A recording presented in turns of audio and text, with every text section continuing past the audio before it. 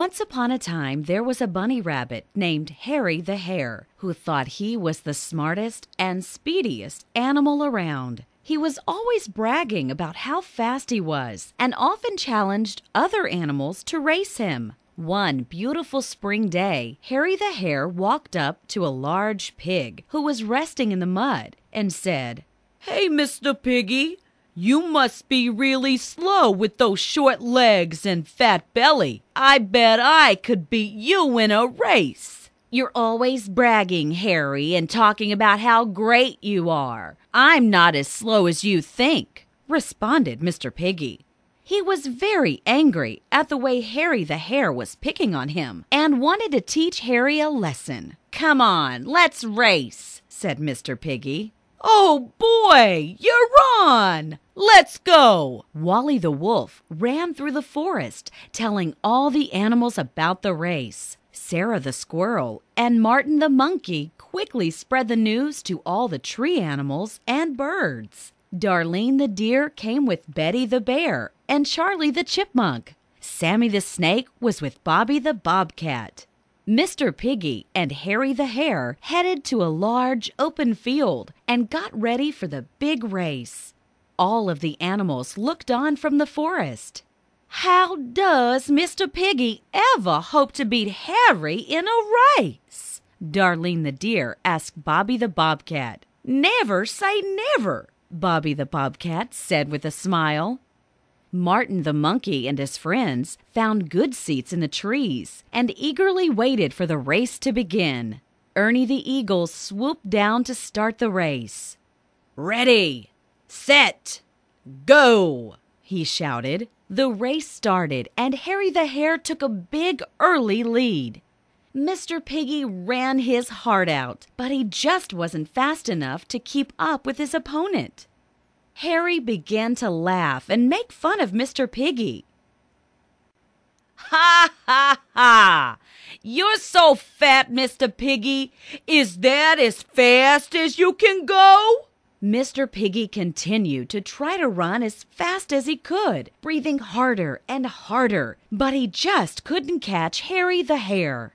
Finally, after falling very far behind, Mr. Piggy stopped and yelled, "I give up, Harry. You're right. You're much too fast for me." "Hee hee hee! You know when you've been licked, huh? That will teach you to never race me."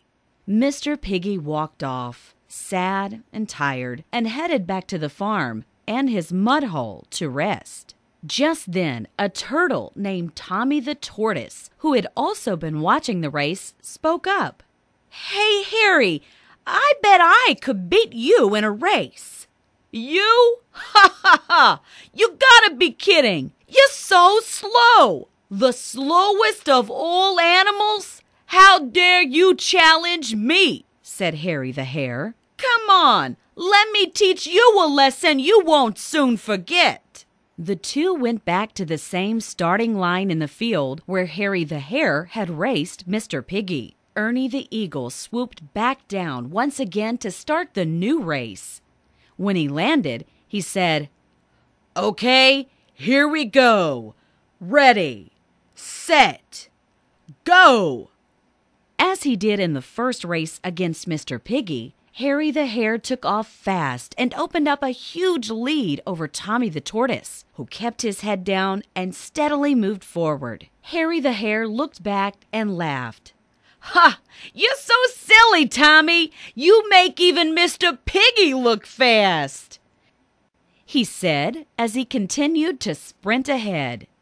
After a while, Harry the Hare was so far ahead of Tommy the Tortoise that he decided to take a break. He stopped under a large oak tree and lay down to relax. After a few minutes, he fell into a deep sleep under the shade of the tree.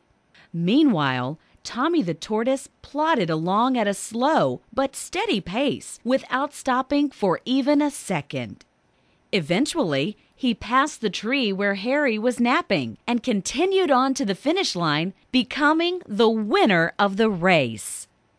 All the animals cheered loudly and celebrated as Tommy the Tortoise crossed the finish line.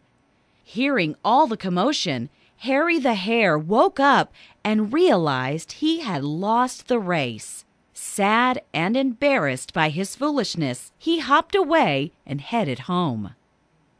The story of The Tortoise and the Hare teaches us some very important lessons. First of all, it shows us that the steady, hard worker wins out in the end, just like Tommy the Tortoise. It also teaches us that we shouldn't be like Harry the Hare and make fun and tease others. And finally, no matter how much talent you have, you need to always work hard because talent alone isn't enough.